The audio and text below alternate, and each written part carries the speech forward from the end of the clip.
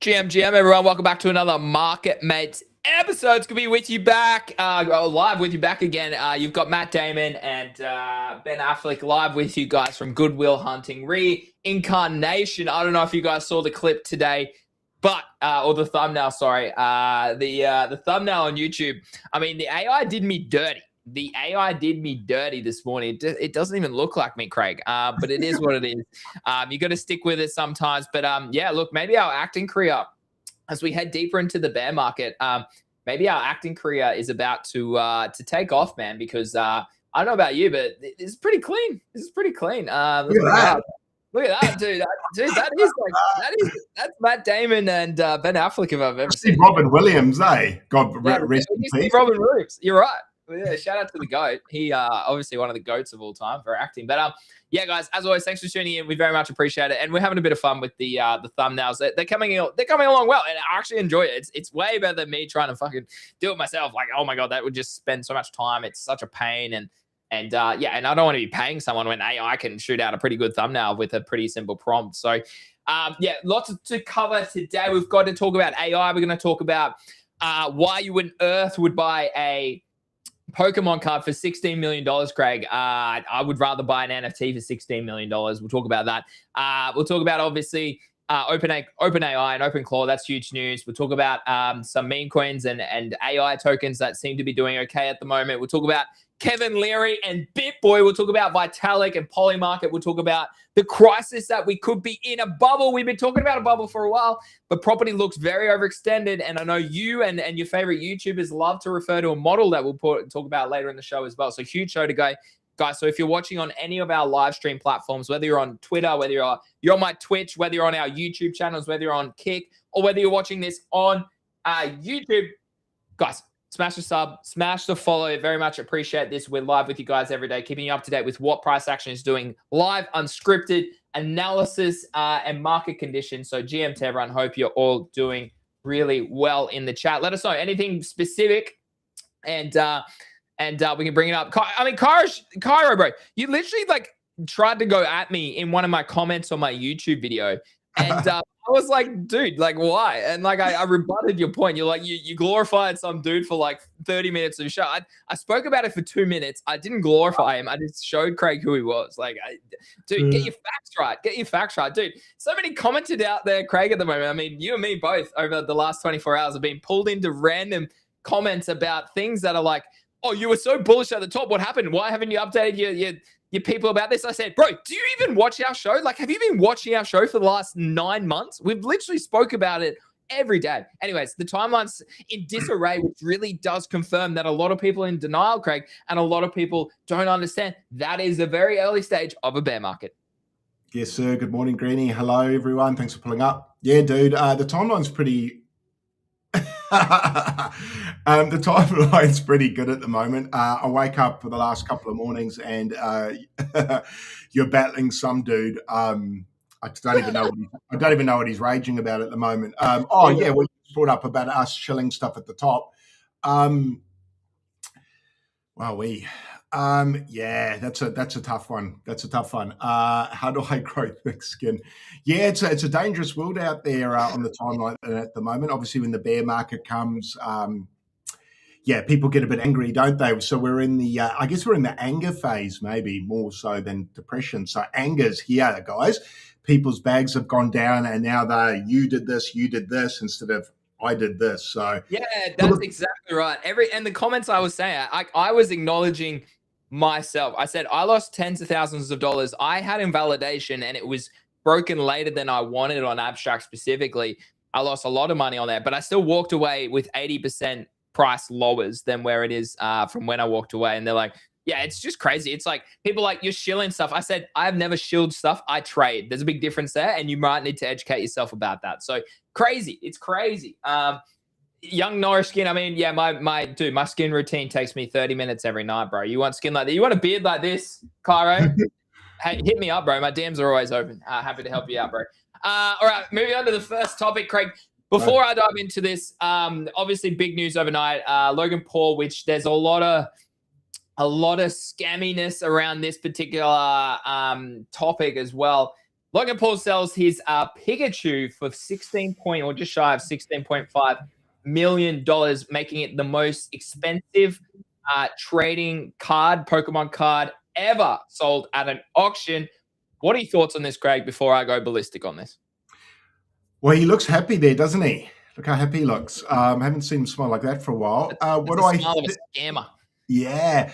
Well, I mean, a couple of things. Firstly, I thought he had already sold the card, meaning when he divvied it up and everyone could buy a share of the card, that's kind of selling the card, isn't it? So you own a part, someone else owns a part, you'll own a part, leading me to believe, yeah, fractionalized. So what I would think would happen is now that he's made the sale, depending on how many fractions each person owns, you get a percentage of the 16 mil. Isn't that what would happen here legally? So I'm confused how you got to sell it twice, although that's genius. If you can sell anything twice, you're pretty smart. And yeah, secondly, I wonder, I mean, I saw he's blocking everyone who's asking for their share. Yeah, everyone. Old Leonidas, like, I mean, what's old man's name here? Loki. Yeah, he's blocking. He blocked Watcher Guru as well, like one of the biggest up-to-date news accounts as well. Crazy. So, I mean, I don't know how they get away with it. Can you get away with this? This is like, I just don't know how. Like, shucks. And then as well on top of that, yeah, I mean, I don't know if I can talk about this too much, but maybe a bit of washing going on there as well, possibly. Yeah. You know what I mean? Yeah. So, you know, if you've got to somehow create an income of 16 mil from somewhere, this is a good way to do it. Not saying he's doing that, but maybe he is. A few people were saying things like perhaps it was a bit overpriced, or saying things like it shouldn't have gone that high. The fact it did go that high means maybe he's laundering. The whole thing's pretty shady, dude. Yeah. And I wonder, with the laws in America, does this thing not get nipped in the bud pretty soon? Like, it's pretty obvious, isn't it? Well, I mean, he's like, remember the NFT collection that he created and everything back in 23? Yeah, Crypto Zoo, something Zoo. Yeah, Crypto Zoo. Yeah. So like, he's been in apologies to that, I think, as well. Yeah, so many scams involved with this guy. And it's crazy to say, because a really funny tweet I saw earlier today was, one would have assumed Jake was probably the more volatile guy and the scammer, but he seems to be. He was crying last week when his wife won or his girlfriend won the Olympic medal, and he seems to be the softy here and a bit more by the book compared to old Logan, who doesn't really care. He just wants to make as much money as possible. I mean, you think about it too. Like, you think back to how he went gigaviral in the first place, Craig, with that Japan story back in the forest, way back in when Vines was a huge platform. You know about that, where he discovered I don't know if I can talk about this on YouTube, but he discovered something in a forest that was very not good. Like, nah. Yeah, no. So way back when he was a teenager, they grew from that with the Disney Channel. They kept doing content. Their content is their brand. Obviously, then him and KSI created Prime. That went gigaviral. Now they all work with obviously Mr. Beast, and they all leverage off each other, right, to maintain sort of views across the planet. So that's essentially how it works. But internally, moving back to the Pikachu specific, he sold 49% of it to fractionalized liquid users. But then he just put it back on auction and it sold for $16.5 million today. My first thing is, why the hell would you buy a Pokemon card for $16.5 million? Craig, that reminds me of the top of 2023 when people sold like NFTs for hundreds of millions or $50 like 50 millions. Bored Ape Yacht Club was worth 69. It was 69 million. That's it. Like, it reminds me of when art was going for millions. It reminds me when Bored Ape Yacht Club was going for millions. It screams top-ish. I don't know if you and your son enjoy Pokemon cards and collectible cards. I personally never got into it. I was never a Pokemon guy. I played sport, guys. I went outside and I played sport and made a lot of friends and grew a lot of great life skills from sport. Sure, I'm not accusing Pokemon collectors or card collectors. I We're love human that. beings too, Greenie. We have feelings. It's a lower tier, Craig. It's the way I like to sort of articulate that. Just kidding, guys. Just kidding. But yeah, I don't know why you would buy this right now. Like, that screams the top, in my opinion. We've seen how crazy Pokemon cards have gone over the past year or two. So for me, Craig, this could be the top. I don't know. What do you think? Yeah, I'd say it's pretty top-ish. I just can't get over that picture of him. That still looks so funny. Yeah, he's just like grinning. I saw a funny post go up just before saying if you were the buyer of this card, it's probably not the best reaction when you buy a card from the seller to be like, oh my God, I can't believe we got that. You'd be like, oh no, I might have paid a bit much here. And then there's streamers and poppers going off and stuff. Oh, look, I think this is just one big brand marketing deal. It's the bummer. A bummer about it is the fraction. So what's funny is he's also the co-founder of Liquid Marketplace. Exactly. Yeah. It's just surely it doesn't take a lawyer that's very good to destroy him here. Like there's paperwork, there's trails, there's signatures. He's owner like there's public videos, public tweets, public everything. I mean, maybe he's deleted his tweets, but yeah, crazy man. I mean, it's just crime. Crime is legal thanks to Trump. Crime is legal thanks to Trump, it seems, in this day and age. He's friends with Trump, isn't he, as well? Not saying that means anything, but I think he's buddy with Trump. I'm not sure if he is buddy. I know the Nelk boys are very buddy. I don't know if you know those boys, those party boys who love to travel. I mean, their content's hilarious. Yeah, exactly. Yeah, I know them. I've watched them for a while. Yeah, they're not pretty anymore, funny. Dude. Not anymore. No. Oh, I mean, I watched their. Yeah, no, I've moved into more content around sort of travel. Like, I really got like people who go to really isolated places. Like that's my YouTube at the moment that I like to watch a bit of travel because they're things that I would never do. So I'm like, I want to watch what someone else does in that location. So anyways, moving on to the next topic, which is arguably probably more important than Logan Paul. We have OpenClaw. So Sam Altman officially, so OpenAI, creator, officially confirms that OpenAI has acquired OpenClaw. Peter Steinberger has to lead the personal agent. So basically, the story here, Peter Steinberger, Greeny, come on, who created the AI personal assistant known as OpenClaw, has joined OpenAI. That's quite huge. Previously known as Clawbot, then Maltbot, OpenClaw achieved viral popularity. I mean, we've been talking about this for a while now too, Craig. Like AI that actually does things is very much the fundamental selling point of this product, right?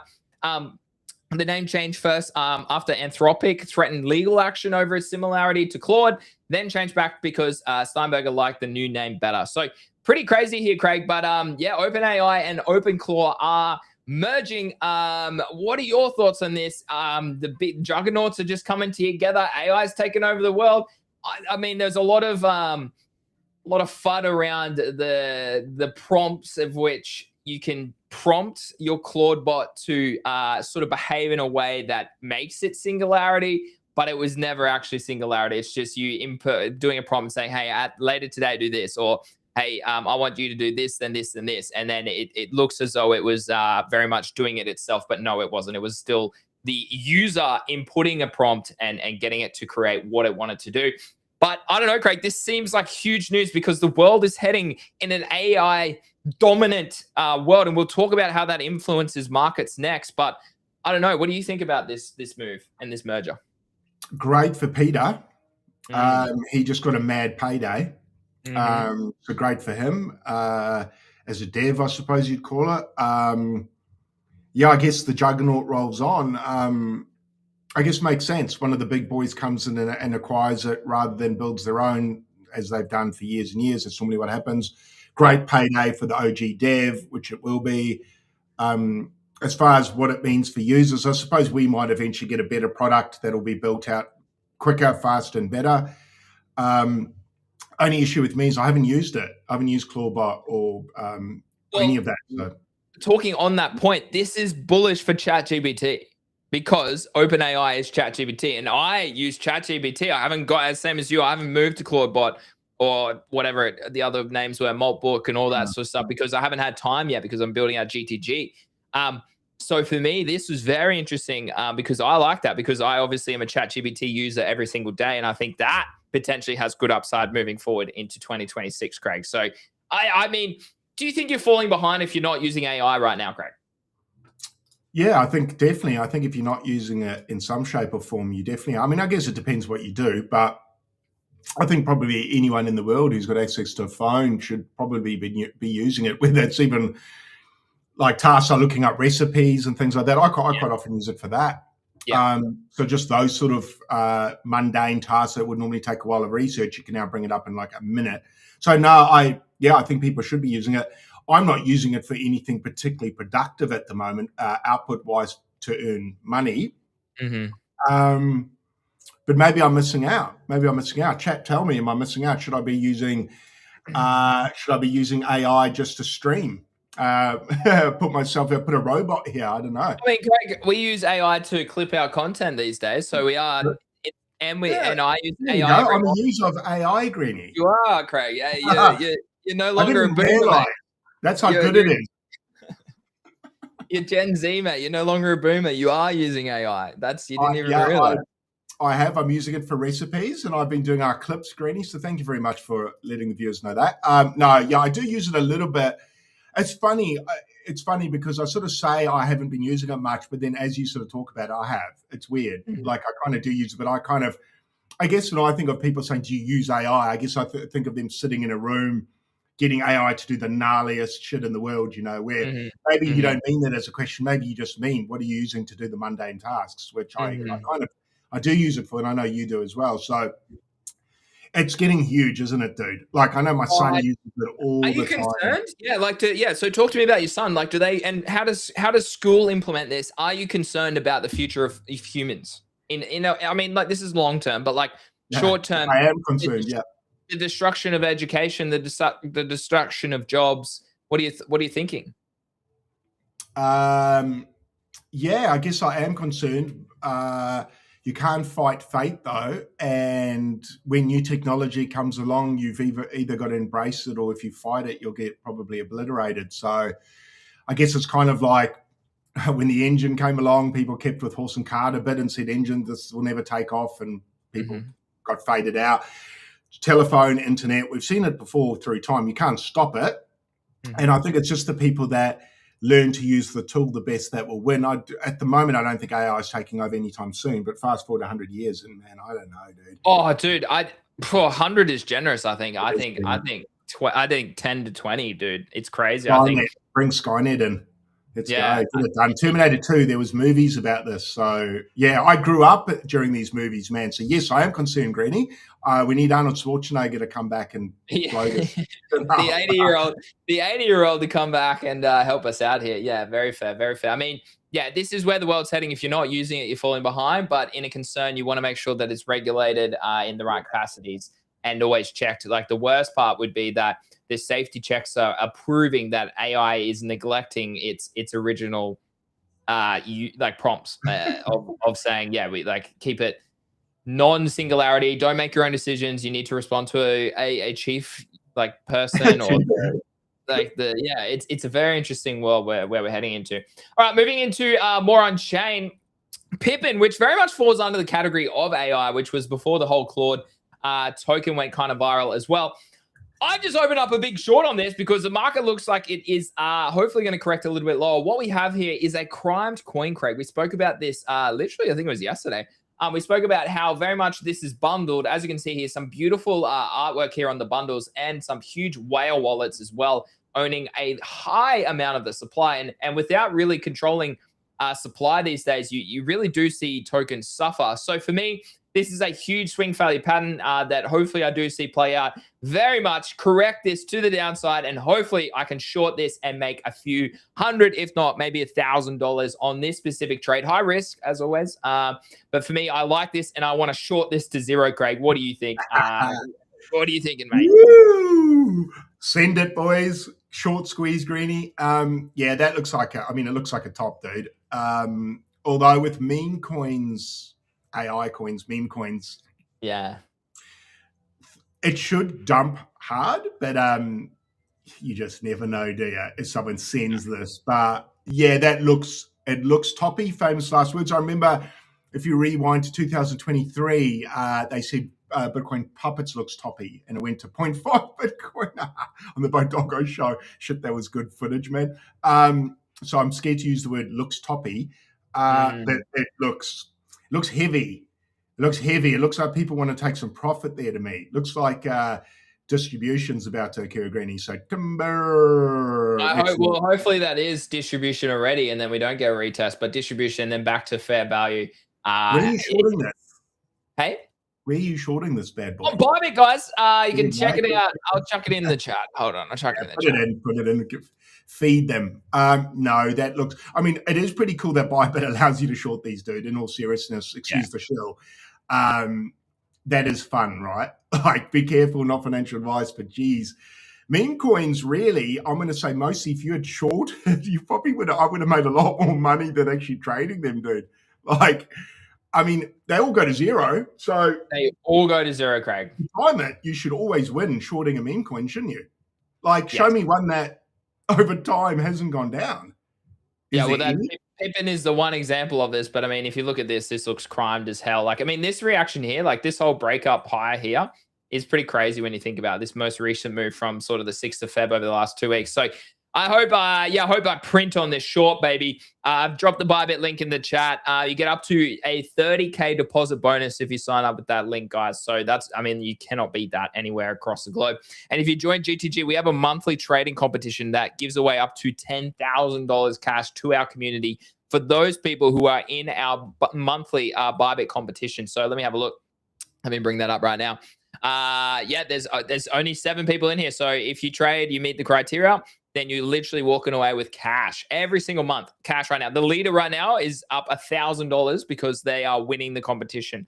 Even some person is down to 83%, even though they've lost some money, they are still walking away with $50 reward. So highly recommend checking out the GTG community because we're giving away. Craig, you need to jump on this. Like these it's a good way to learn. Good way to learn. Good way to learn too. Put a little kitty there and play around. Yeah, I do need to. I thought I gave myself a stern talking to yesterday, and I was like, dude, you got to start doing your perps trading / learnings. And so I'm going to be doing that a bit today. I'm going to hit the books a little bit and just start to refresh myself. It's been a long time, dude, since I opened that up. Probably, I want to say 2 years almost. So that's crazy. I am looking forward to going back to it, man, because I must admit yesterday, I'm craving learning. And I am missing the thrill of when I first got into crypto and I was just digesting so much information I was learning. I'm missing that. And I sort of felt that, yes, I was like, man, you don't want to stop learning. You know, you don't want to stop learning. And to keep yourself excited in this space, you got to take on new information, add new tools to your tool belt. I mean, we spoke about this in GTG a bit. You know, people saying, what can you do in a bear market? What can you do? And one of the only things you can do apart from short probably or scalp trade is perps trading. Learn a new skill, learn a new money making skill. And probably what's the best one in a bear market? One of the best, I think, of financial advice. I can't because I'm a spot trader. I can't make money on the way down. That's not how my trading style works. So that's a chink in my armor. I guess the important thing is to recognize that and then address it. So I shall start addressing that today. So as we continue to stream throughout, I mean, probably the good thing for the viewers is I can talk about my journey in being new to that on stream, which will be quite cool, I think, for people. Obviously, you're very experienced. You're good at, I suppose, in explaining things, and then it might be good for the viewers to have me, the retard, trying to fumble my way around. So that might be interesting for people to go on that journey for a little bit and see how I either make money or get destroyed. So that's what I'm going to do today. Actually get stuck into that. I needed a kick in the ass. I gave myself one yesterday, and I'm excited, dude. I'm excited to be able to, I don't fear a bear market, but I would like to make money in it. And I am currently not, and I don't want to try catch runners on memes, dude. Like it's too limited. It's very hard to time. It's quite stressful. And while it's fun, I'd rather come back to memes when it's just easy, when it's super easy. Everyone on the timeline's putting up stupid P&Ls. That's a better time to be playing that game. So yeah, pretty excited to get into that, dude. But just looking at that chart there, it makes me think, I need to get into it because that's just gagging to go down, isn't it? So pretty excited there. Yeah, no, you spoke perfectly about that. Like a bear market is the time for me as an ecosystem leader to build and to educate. And for other people out there, it's a time to find a community that's consistent and still going, but also learn. Because in a bull market or in a transition period from a bear to a bull, you lose the time to learn because you're executing and you're being in those positions live, and all the work you do before that is how you then execute and know that you can execute with confidence and feel comfortable in positions, not be as emotional. We teach all of this in the GTG ecosystem. So yeah, that's my goal, and I love to hear it, mate. It'd be great to we should have a little segment every day, maybe 10 minutes every day on the show of like a learning strategy around perps and or It'll not even certainly perps. keep me honest as well, dude. If I have to do that, which is good, right? Need a bit of pressure. Pressure's good. But just trading understanding, like what to look for, like why am I short here, and why am I not long here, for example? Because a lot of viewers might not even understand the term long and short, right? So we can definitely talk on that in future episodes. Moving over to AI specifically in crypto, Tao very much battling here at this weekly order block. If I just zoom out a little bit further, we are looking for a reclaim here, because then that would actually show me that this was a deviation below the range, and potentially we do see a rally back towards middle of 2026. But Tao is essentially the real opportunist, let's call it, of AI. It's up 23.5% in just the past week. This is your blockchain crypto play for AI, in my opinion. The only one really coming to the forefront, maybe Near Protocol could be up there as well. But basically, it is an open source protocol that powers a decentralized blockchain-based machine learning network. So basically, it's integrating AI as well as blockchain technology into a trustless, open, and transparent context, right? That's the key point there. So I don't know, Craig, have you ever looked into AI specifically on-chain or AI protocols such as Tau or Near Protocol at all? Because this really could be something that could cook in future years. And I just think the chart may be showing still a little bit of weakness here. We could easily come back up here, reject from here, and come back lower and set a new lower low. But this is arguably where the world is heading. It's up 23% in just the past week. That's arguably one of the stronger bounces that we've seen. What are you thinking about that specifically right now? I did look at it a little bit. I kind of thought at first when these were coming out as a bit of a gimmick to tie crypto to AI. So in other words, what I mean by that is just creating a token for the sake of it to make a raise for the team. Is it really required, et cetera, et cetera? Maybe that's a bit of a naive thinking by me, possibly. But certainly if there's a marriage between the two, dude, it's made in heaven.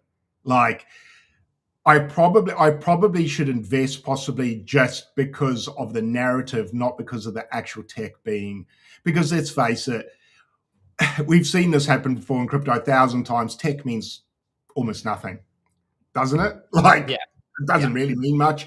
Price goes up on narrative, on rumor, rather than on actual fundamentals. So yes, I should probably start to look at this more in the bear market as well, start to really look for some great opportunities. Some of these are going to run a lot harder than they should just because of AI being attached to it, man. So I agree. This is probably where the big gains could be in the next run is in AI, the fusion of the two. Yeah. It's kind of the perfect storm because you got all your AI geeks, you got your crypto geeks, you put them together, it could go pretty ballistic. And we kind of did see that happen anyway. It's not like I'm saying anything new. We saw AI stuff run half the bull run. So it's not like I'm ahead of the curve. I'm just definitely recognizing that there's massive opportunities here. It just always seemed a bit hollow to me, but does that matter? Does it matter? Not really. If you can make money, who cares, man? And that's, it's funny you say narrative because one of the 4 steps of the GTG framework I've built actually is narrative. And narrative can sometimes, I was writing it yesterday in one of the learning modules, it's pretty rare, but sometimes you can take a trade just on narrative, just on fundamentals, excluding price structure and what's happening, it is rare, but I think that is a great example of it. Another example would be kind of me top blasting White Whale at 19 million because it was just so obvious that the timeline was not exposed to this. There was so much good volume in that. It was well distributed. It was well farmed. in terms of engagement. So I was like, yeah, that's where price structure didn't really give me my usual entry, but I walked away with the 3x and it ran on to run a 10x from 19 million, right? So there are occasions to the rule where narrative doesn't necessarily or structure doesn't necessarily need to be required, but it's pretty rare. If you want to be consistent and make money in crypto, you do usually need to follow the GTG framework that I've designed. And I'm not going to disclose the full framework here on stream. Check it out. Now, moving on. Yes, it's really, sorry, that's the wrong tab. There we go. The OpenSea, Craig, yeah, I literally quote tweeted this as my GM post this morning. Now, March 30th is Greedy's birthday, guys. So they will be. Let's go. I'm a March baby. Let's go. March baby as well. My birthday. Yeah, on March 22nd. Let's go. No, I'm March 30. So looks like they'll be announcing something. Craig, I think they're going to delay their TGA. If they have any smartness about them, they will delay TGA. The reason the market is horrible time. All the tokens that have launched in the last 6 months, even a year, are literally going to zero. The question, though, remains. They have publicly announced that they will launch TGE in Q1 2026. The issue is that they keep extracting. They keep going with these new waves saying, yeah, let's just go about this wave and let's farm the users even more. Let's farm even more volume. Let's farm even more points. Bro, it's a bear market. Like, stop that shit and launch your token. So, Craig, I don't know. Do you think OpenSea is going to launch a TGE in Q1 like they have publicly advertised? Or is this an event to say, due to market conditions, we're going to delay our product or our TGE even more? What do you think? Oh man, if they delay it, I just don't know what the sentiment's going to be. Oh, I do. It'll be horrendous. Like if they delay this further, I mean, it was the 1 year anniversary last week for their first post saying they're doing a token. No way, bro. They haven't launched. They announced the token a year ago and farmed all of us for a year. If they delay it, oh man. But then, like you said, oh man, I can't wait. I can't wait to find out. Yeah, can't wait to find out. Horrendous, terrible. I think they need to launch, dude. It does say next wave is coming. Wave 6 is coming. Is that going to be the last wave heading into the end of March? I haven't even really bought anything recently on OpenSea, so I think I'll be on the 5th or the 4th tier for the last. But I mean,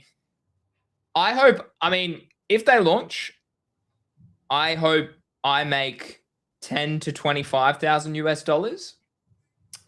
If they don't launch, this gets fudded to zero. Like, how can you con people? How can you get these CT profiles, hire them, con people for like a whole year saying, yeah, no, it's coming, delay. Keep farming users when all you've done is create volume on a platform for years already. And you would have they would surely have billions of dollars in their treasury, if not hundreds of millions in their treasury. Oh, Craig, they have to launch. If they but I mean, okay, let's do two scenarios here. One, they launch. Where does it come out? You would assume it has to come out at multiple billions of FEG. They would have to tokenize it in a gamified way or in terms of a vesting period where to put sell pressure, do what Spencer did with Moonbird token, where they have to do something to sustain price action. If they don't, this dumps. Like, I will open up a 10 grand short on OpenSea if they literally don't have vesting periods, or if they have full unlocks from day one, which they really should in theory, because this round has been around for like 5 years. I don't know, Craig. This is crazy to me. Like, they have to launch. If they don't launch, what happens? NFTs die because no one even like. You could say even some of the volume is still incentivized because OpenSea has a TG coming soon. You could, in theory, say that. Yeah, very much.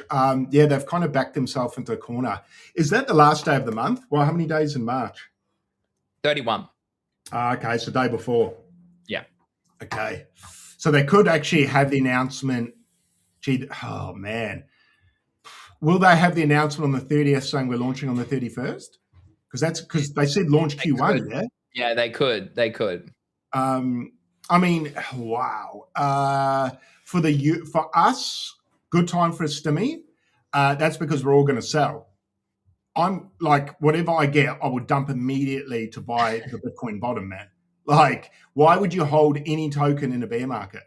Why would you hold an NFT platforms token? Hey, we spoke about Magic Eden. I walked away 17 grand. How much did you walked away with 8 grand? It's down 90%. And they said, yeah, stakers will get rewards. Yeah, you might, if you staked for like the first month or two, you probably walked away okay. But lots of people locked up for longer periods of time there, and then it dumped and dumped and dumped and dumped. And look at it now; it's at 0. Like, and it will go even lower. Like, that's the crazy thing. I will sell my OpenSea airdrop. I would assume and hope I get at least 5 figures. Anything less than 5 figures, and what a joke! What a rinse that they have done, because 50% of these rewards have come back to me, and honestly, they're horrific. Like, I put thousands of dollars on volume, and even in the first season, I think I did tens of that, like 50K. Like, I did huge purchases and I got like 2 grand back. So I was like, geez, that's not good. So I was like, hold on, foot off the accelerator, stop using this just to farm an airdrop, because I mean, you would hope the airdrop is bigger than the wave distributions. But Craig, I don't know. If I don't get 5 figures, I'd be so disappointed, because I spent time and money. I obviously have older wallets that I would obviously have to try and find and attach to the whole process. That's going to be a journey in itself, from 21, from 2020, from bloody 2022 and 2023. But I don't know. I would hope across all the cumulative wallets that I have and using this ecosystem for a long time, that I would hope I would at least be 20 grand-ish or more. But we're in such bearish conditions. So like you say, man, if there's low liquidity on the token, then it's going to be hard to sell as well. So very interesting to see what happens in this last wave, and with their announcement on March 30th. So moving on to the next topic, Craig, I'll let you talk about this one. Kevin O'Leary wins $2.8 million in a defamation judgment against crypto influencer Ben Bitboy Armstrong. Pretty hilarious. Here's the takeaways. I'll hand it over to you, Craig. Yeah, I think it was something to do with, did he accuse him of killing someone? Oh, yeah, there we go. The ruling stems from a post Armstrong made in March 25, falsely accusing O'Leary of murder in connection with a 2019 boating accident.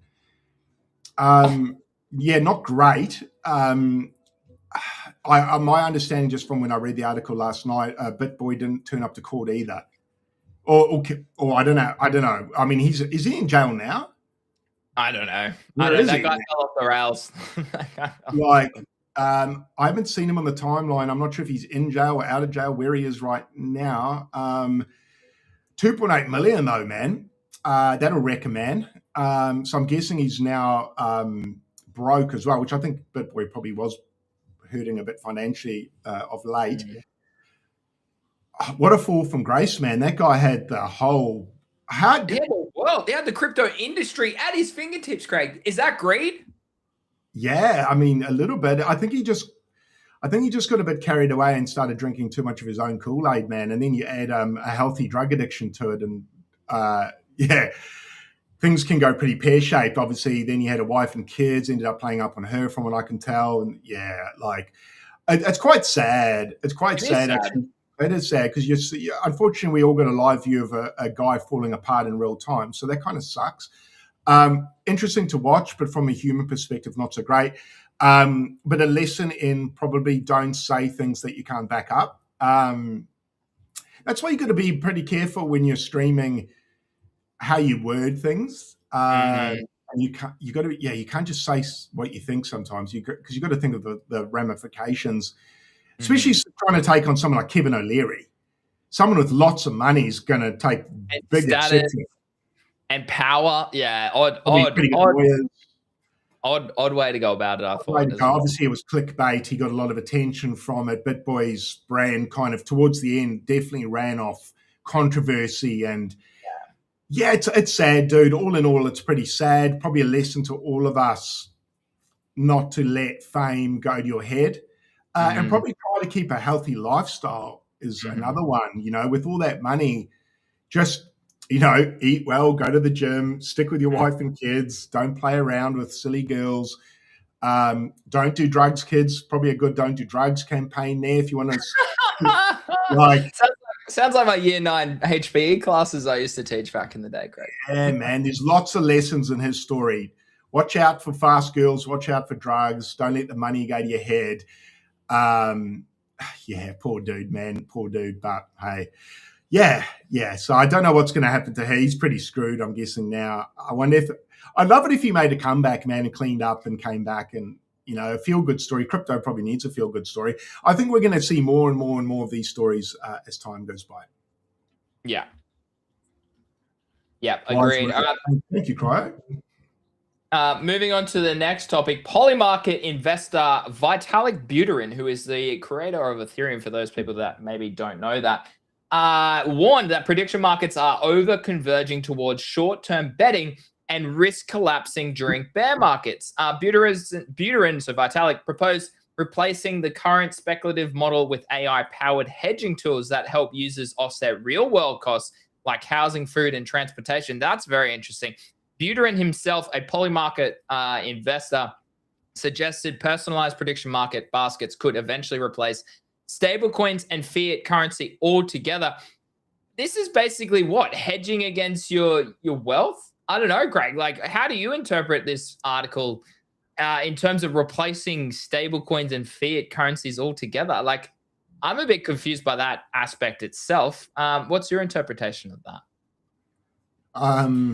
I don't understand that. I don't understand how it replaces fiat.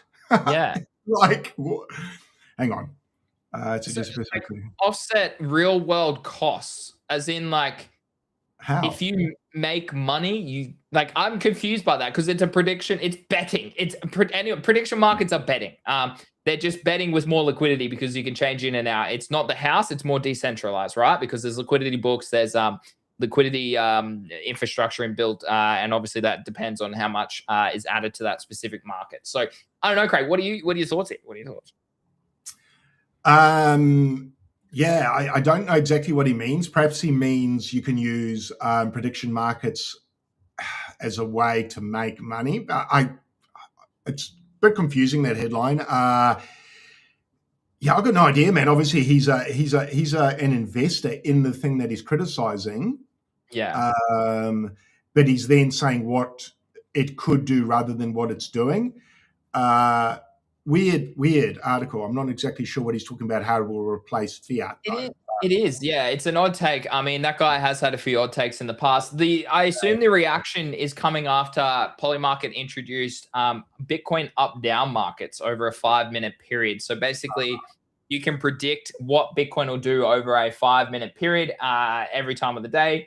Okay. And you can obviously add predictions to that specifically and try and win money on Polymarket. Craig, I mean, wouldn't this just be like, I know a lot of people are like, oh, you're just gambling now. It's like, well, that's kind of what scalp traders would be doing anyway. It's just now they're embedding it into prediction markets. So if you're on this market specifically for predictions, if you don't have a fundamental trading analysis or technical analysis of how markets move, candle structure, patterns, indicators, price analysis, volume analysis, all these sort of things, you really should avoid doing these sort of markets. Stick to a lane where you maybe have an edge, because if you don't have an edge, you are frankly just gambling.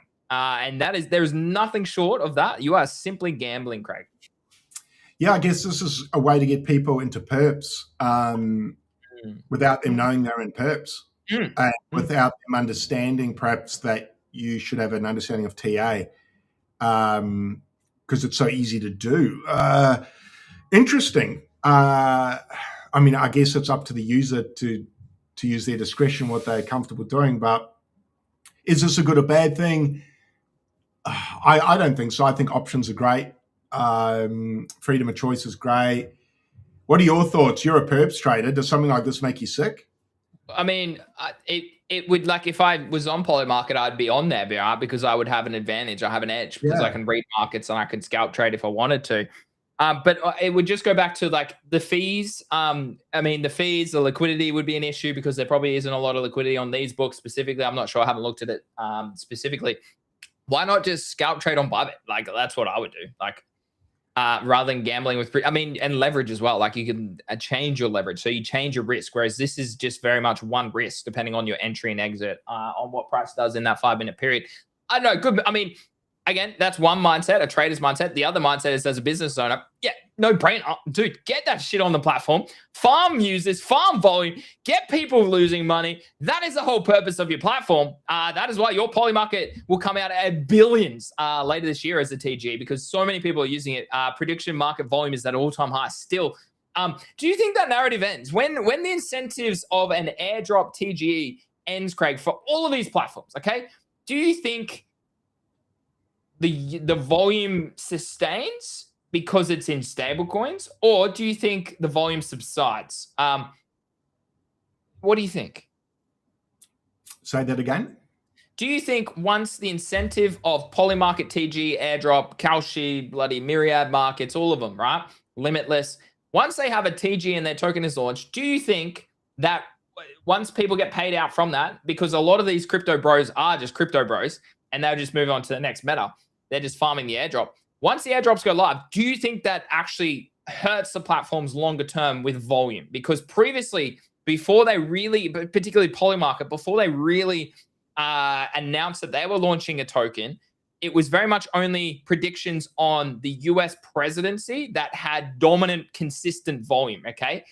Anything outside of that had no real consistent volume. Sure, it was early. Sure, their marketing hadn't ramped up to where we see it today.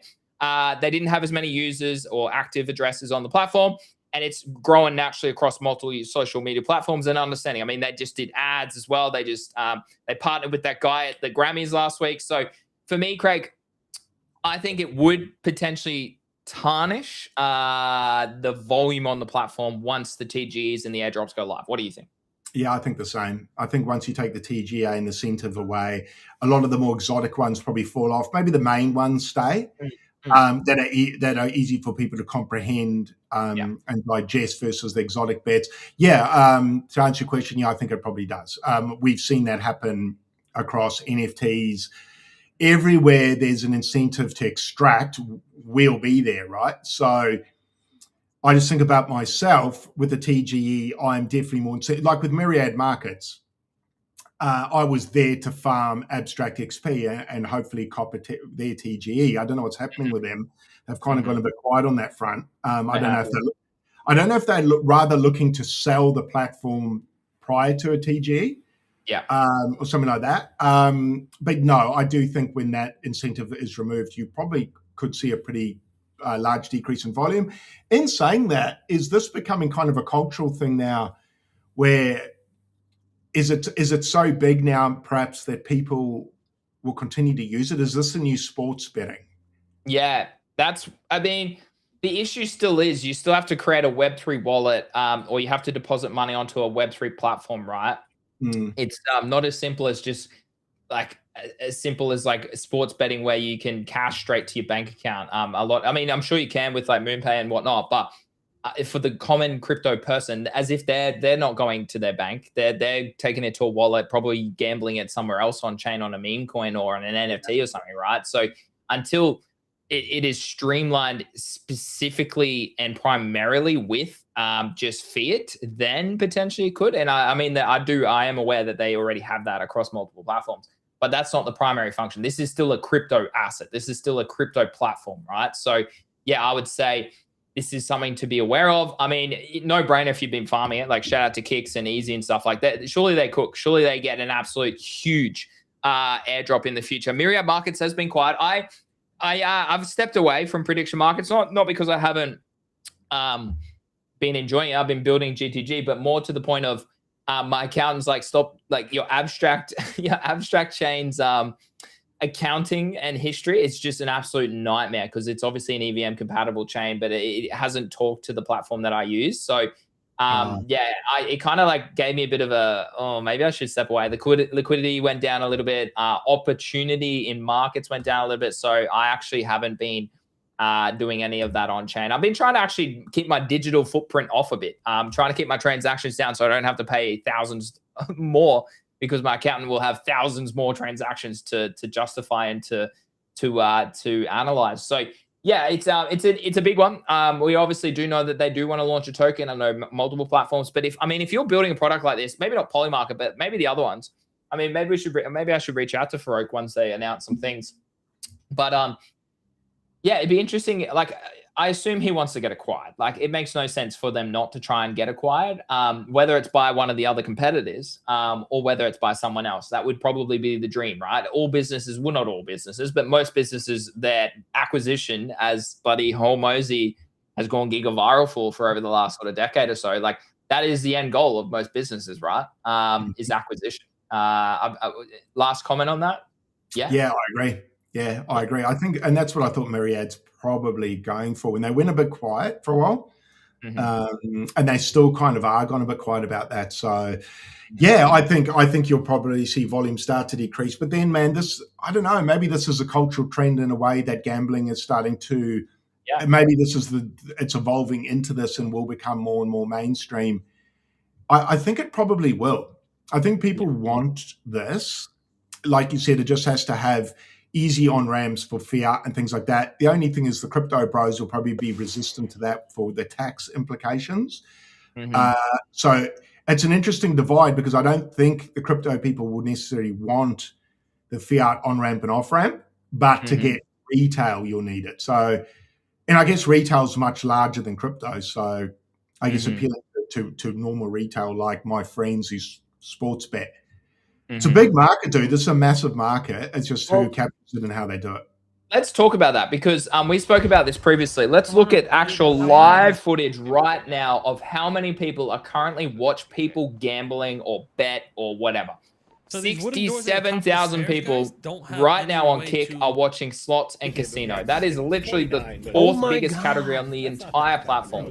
More people are watching this than any of these top games, okay, over on the far side here, and that's on Kick. Let's go to category on the entire platform.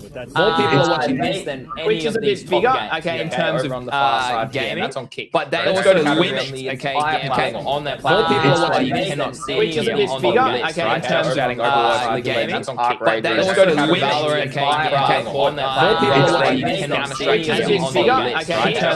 becoming that platform, Craig. 67,000 people, man. Oh, wait, can you hear the audio? Which audio? Yeah, dude, that was crazy. Wait, which that audio? Was crazy. Yeah. It was like repeating what you said for times like 1,000 greenies. Wait, what? I swear I muted the tabs. That's better now. No, that was, wait till you hear that back. That was wild. You're good Sorry, now, wow. That was like a bad dream. That was funny. Yeah. So is it still loud? I'll turn it off there. No, it's good now. Sorry, but Twitch doesn't obviously have it. As you can see here, guys, Twitch doesn't obviously promote gambling, whereas Kick is very much that platform that you can come and gamble your life away in front of viewers. Up to 67,000 people live right now watching people gamble, Craig. That is like, what the fuck are you doing with your life? I'm sorry, but why are you, like, if you click on this, like, why on earth are you watching people gamble? Like, that is just horrific. Absolutely crazy, man. Like, look at this. And like, why is this so, oh, dude, it breaks my heart that this is, and it's a huge industry in Australia. It's sports betting, horse racing, so much in Australia, billions of dollars wasted every year. We have literal promos after the ad saying, if you have a problem, call this helpline for free. Like, that just tells you everything you need to know, man. But as we said, this conversation becomes after the prediction market model. Is this a worry, Craig, that the world is just heading into this gambling nature? It's just so prevalent. It's in your face these days compared to when, I mean, I went to college, I went to uni, and yeah, you'd throw $5 on a punt. You go to the casino, waste $50 in a night and go, you idiot, you shouldn't have done that. But it's just so in your face these days, Craig. I don't know. What do you think? I think it's a sign of the times. And I think what I mean by that is people are down pretty bad. So I think when people are down bad, they look for hope in things, e.g. in countries where there's more poverty, religion tends to be more prevalent. So South Africa, where I'm from, most people are religious, Christian, and other things there. And I think that stems from having no hope. And if you have no hope, you either look above and you're like, please help me. And you look at other people. So perhaps people are looking to find joy from other people getting an earn, which is really crazy to me because that's not going to help you. And I mean, I hit a stage in my life where I realized no one's going to help me. I have to help me. Exactly. No one's coming to save me. you know, you got to save yourself. Watching these, I would encourage all the viewers, if you are watching these, limit them as much as you can and try and learn an actual skill, not gambling. So trading probably that you can replicate. Because the only problem with gambling, not the only problem, but one of the problems, the only problem with gambling, one of the problems is you can't replicate a strategy. Oh, you can in blackjack. Look, some people are going to argue with me, and with blackjack, there's mathematical. Yes, but most people can't do that. There's probability, right? There's probability. Yeah. As we've seen with investing with crypto, most people aren't very good at probability, man. Otherwise, we'd all be retired. Check wiki for crypto. I forgot what I was even talking about. Yeah, gambling. Yes, I think it's a sign of the times. I think people are down bad. I think they're looking for hope, and I'm guessing they think their only way out is to hit big on a gamble or a meme coin. That's probably why meme coins are so big, because people want that. They're trying to escape where they are, and I guess hitting a 5x on Bitcoin is too small for them. I think what people are missing, though, and this is what I spoke to Eli about this semi-recently, is I said, why don't you just make your focus to last 2 to 3 cycles and just 5x your Bitcoin 3 times, 5x, or go do it rather like this, 5x, 3x, 2x in your calculations over 3 cycles, and you work out your money over those periods. You actually end up making quite a lot, but it will take anywhere between, say, 8 to 12 years. But then someone like him he's a pretty young man, so 12 years, man, to financially set yourself up potentially for life. Yeah. That's the thing. Like, people want wealth. They want to get rich quick now. You look, like, lotteries, it's so prevalent in Australia. I mean, I buy lottery tickets from time to time, but like, people want it now. There's no patience in the world, particularly this generation that's coming up. There's no discipline in the world. There's no consistency. This because of the way that society has gone, Craig, and because of phones, right? You can literally just click this, and I can literally in 2 seconds, I could put a prompt in the chat GPT. I don't even have to type it anymore. I can literally just go blah, blah, blah, blah, blah, and it'll shoot me out a full detailed report of what I exactly need within the space of 2 minutes. Convenience has become a huge thing. Look at Uber Eats, look at Uber itself, okay?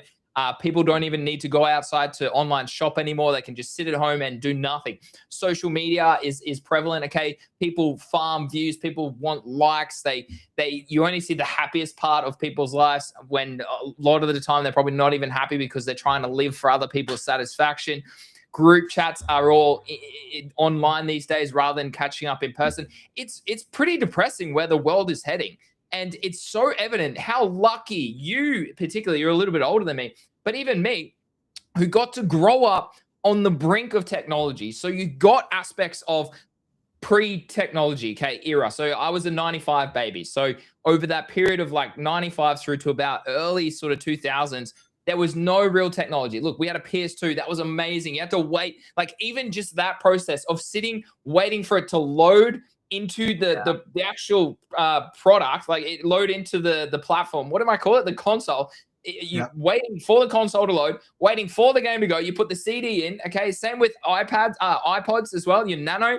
You couldn't just randomly select or search what you wanted. You had to just play it and just wait for it to come on your song. You can next it or go back. But I'm so lucky to be on the brink of both, because I see both sides, but I worry about the future. And as a teacher previously, like, you saw it firsthand in schools, where it's just like no one has resilience, no one has discipline, no one wants to work it hard anymore. They just want things in their fingertips, because that's what life, society has given us right now. Like, you got everything. You go out to that TV right now, you can probably find whatever movie has ever been released, pay for it really quickly and watch it, right? Like, you never got that. If you wanted to, back in the 2000s, Craig, if you wanted to have a movie, you had to wait till it came on the TV. You had to get your VHS, okay? People don't even know what that is these days. Kids don't even know what that is. A VHS, put it in there, record it manually, and then stop it so that you can record that movie. That's how I watched the Titanic and Star Wars back in the day, is because I recorded it manually and didn't record the ads, but recorded the movie, then would watch it. The quality was horrific, but it gave you it's crazy where the world is heading, and it's depressing, because gambling and all of this is really becoming the forefront of what society finds entertainment in these days, Craig. It's true. I don't Human even nature. use TikTok, Mark. I don't even use TikTok for those exact reasons. Yeah, neither do I. I try. Yeah, no, not personally anyway. Human nature always comes to the forefront, and I guess we love gambling in our nature. It's interesting psychologically. Yeah. Yeah, we're complex creatures, man, but I guess we're pretty simple as well. And we all tend to crave. You're a Betamax guy. What was Betamax? Was that the cassette tapes? What's a Betamax? I don't know what I that think is. those were a different kind of tape, a smaller, thicker tape, if Is I'm that right. like for your car? Oh no, that's like I know these. I know these. These are old school. Like yeah. Well, Is it a I different mean, kind of cassette tape?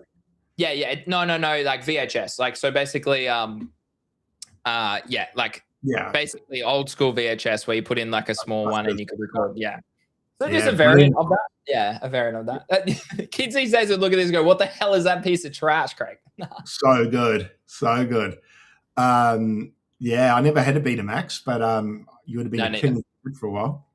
All right, last topic today before we end the stream, guys, is a real crisis potentially happening. IRL is okay, so Betamax is pre VHS. Okay, so it's I the do one. remember that. I remember that being like what the rich people had. Like if that was like the better tech of VHS from memory. But then I think VHS ended up taking over. I must have been, I guess, marketing, and they were better market for it. I can't remember. Yeah, that's in the 80s, I think, where I'm around, maybe 80s, 90s. I do remember it. We weren't rich enough to have it, but I do remember it. It was good times. Simpler times, Greg. Simpler times. Housing Okay. prices. What are we doing here? Let's talk about this. Last topic today. We spoke about yesterday the Mag 7, Craig, and how this chart here looks very, very bearish. Okay, you've got a structure break here. You've got to change your character and price. This is your top tech companies in alignment with topish signals across the market. The S&P 500, gold, silver, crypto already playing out towards the downside. Lots of stocks going down. Energy's holding up okay. Obviously, very different sort of trade specifically. But growth is suffering, okay? Value is becoming a forefront of 2026. But the US house price history, Craig, if we have a look here, it is reaching a new bubble level as well. If you align this with the Australian property market, it is very similar. If not, it would be actually even more aggressive to the upside in Australia. Australia is probably a different conversation here compared to the US, okay? They both have different issues that could see the housing market pop, okay? Very different. Like US, very much debt and that side of the world. Australia is very much more of a supply demand. It would be an affordability crisis probably in Australia that would disrupt the market, not necessarily the alternative. So, Craig, I wanted to get your opinion as a homeowner. I am in the final stages of becoming a homeowner. Just a few queries that we're tidying up with building and pests. But do you think the bubble pops? I mean, the US, we can't comment on that. We're not from the US. We're from Australia. If you couldn't tell that by our accents and haven't been watching the show for long enough, we obviously have a very different way of life over here, a very different sort of ecosystem when it comes to property. Boomer generation are very rich with property because they just recycle debt as the value of their properties keep going up. And that's how the wealth have got wealthier.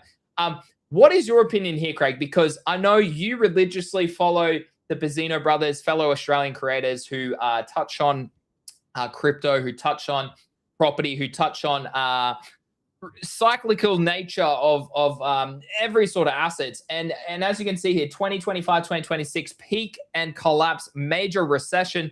There's a lot of rumors out there that we could be very much front running a recession right now. And I mean, if you look at the Mag 7, you look at crypto, you look at the S&P 500, you look at gold, you look at silver, there's a lot that could collapse and have a very bearish year, and if not very bearish period for a couple of years, Craig. First question, are you worried? And two, how are you positioning for this? Cash is king.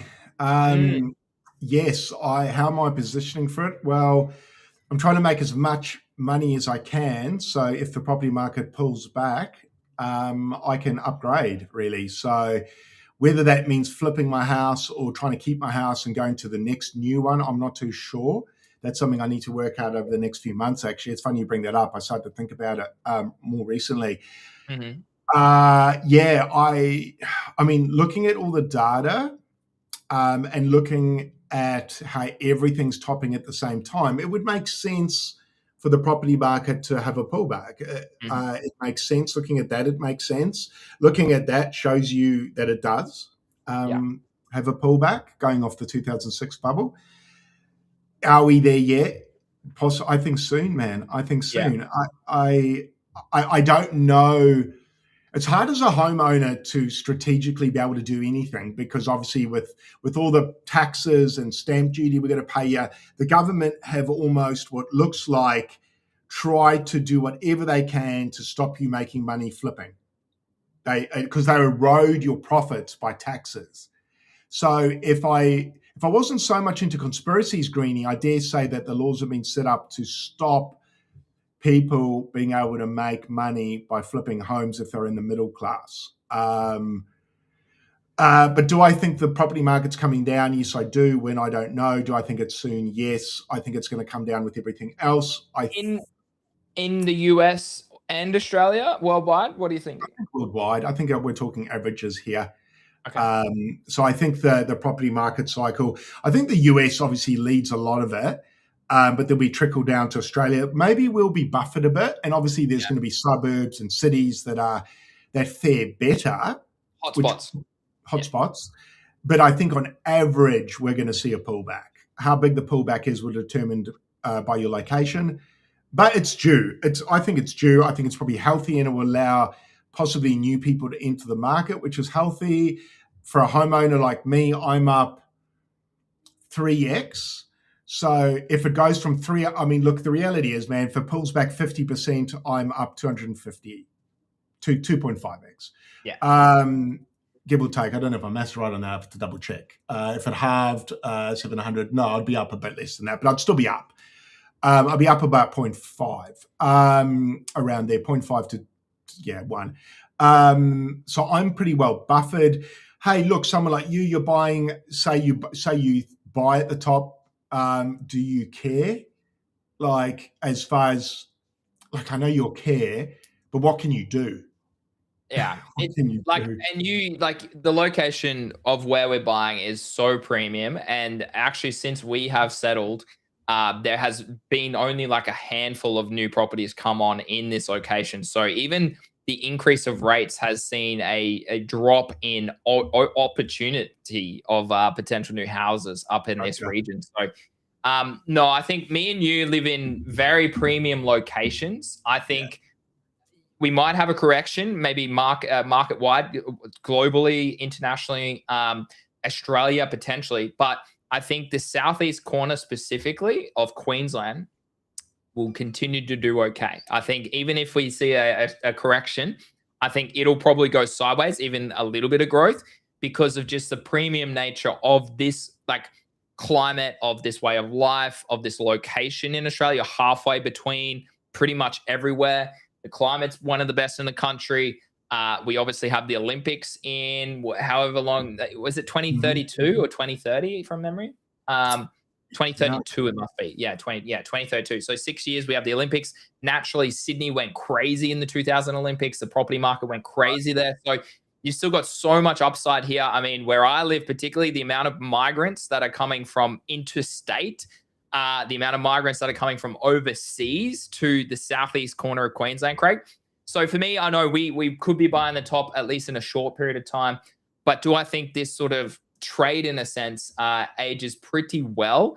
I would say yes. And I think if you're looking at the state of the market, if you're looking at what we spoke about yesterday, where else are you going to allocate X amount of money? The lucky part of what I do is that we can be flexible with my salary. We can be flexible with how we approach different trades, because right now, as we've disclosed, I think cash is king. And I think cash is king very much deep into 2026, because I think a lot of assets have to reprice to a fair value because they're just so overextended. They're exhausted. They've been parabolic literally since maybe a short correction in the tariff dip, maybe a bigger correction in 2022. But the biggest correction has not been seen outside the black swan event of COVID. We have not seen a huge correction on the S&P, the Mag 7, even other assets as well, since 2009, after the global financial crisis. So everything has been in a bull market from then.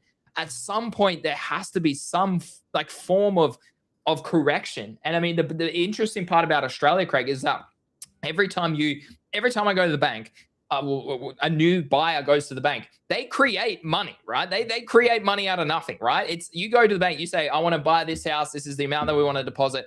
And they go, yeah, here's some borrowed money for you. That is not money that they have sitting in the bank, Craig. They just create money out of thin air, and essentially just leverage that. Like banks, like they'll become more tighter as rates go up. That's how it works. But it's very interesting because I do think we do start to. There's a lot of factors at play, and we talk about that on the show. And massive shout out to Wealth Creator as well, who's supported the channel for a long time. Good to see you back, legend. But he says currency is being devalued like we have never seen as well. And we spoke about that. Like the Aussie dollar is up 10% against the US dollar in just the past 2 months. That is something to consider if you're buying crypto and trading crypto on chain, because everything is pegged to the US dollar. So he says, have a look at the Argentine stock market over the last 3 years with a with a depreciating currency. I mean, I haven't looked at that, but I'll try and pull it up. What are your thoughts, Craig, as the sort of last topic that we'll talk about today? I think it's a great time to have cash reserves, dude.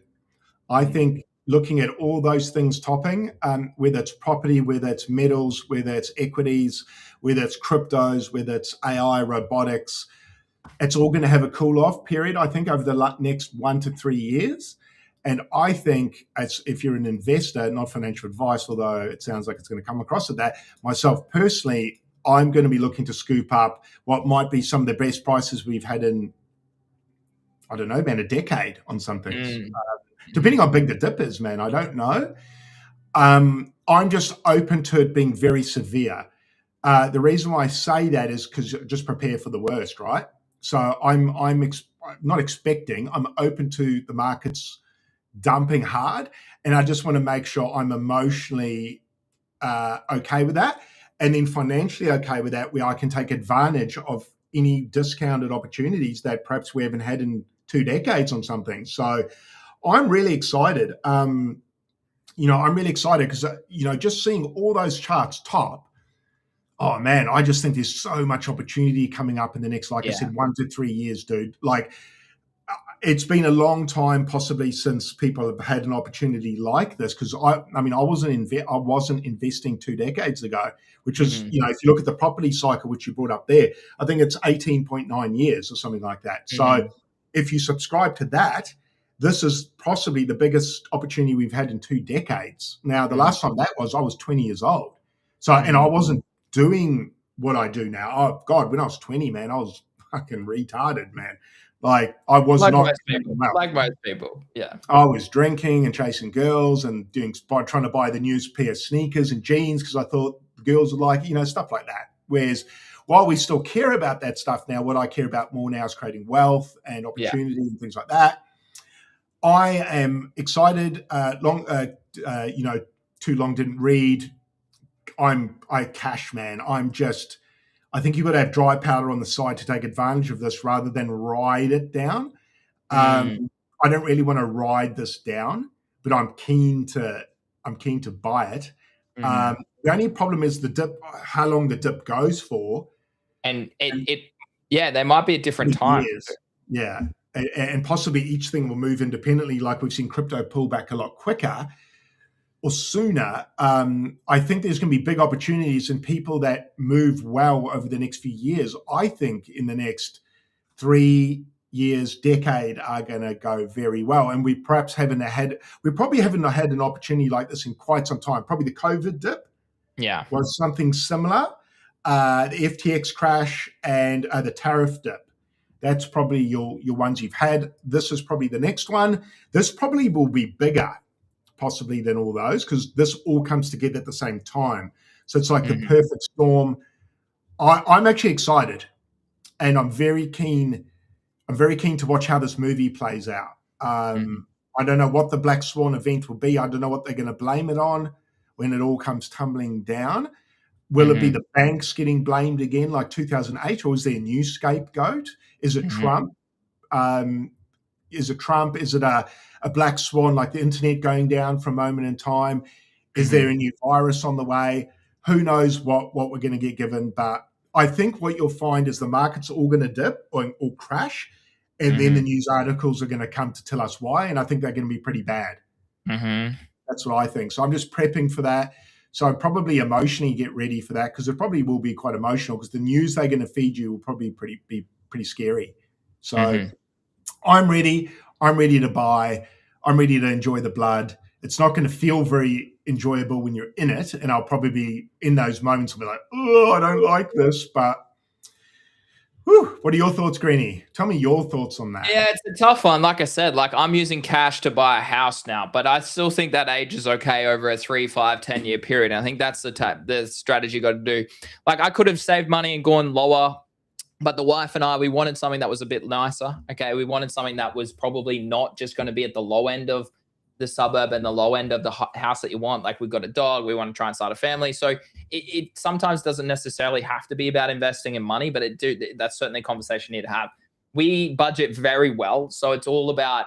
We always thought, well, like if we've budgeted for, we've been very good. Like we managed to save like 60 grand to travel for a year, right? So we know how to budget if we need to. And I think a lot of people don't know how to do that. And I think that in itself is a great skill.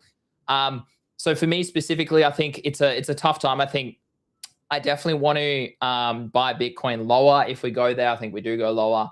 But outside that, like, I mean, I do think we get great opportunity later this year. It's a shame I have to buy a house now, but I feel like renting, I mean, like a lot of people probably like, oh, just keep renting and you have flexibility. But yeah, like honestly, the amount of rent that we pay is nearly a mortgage for an apartment anyway. So it's like, well, if I'm like, one, I don't want to live in an apartment. 2, we have a dog.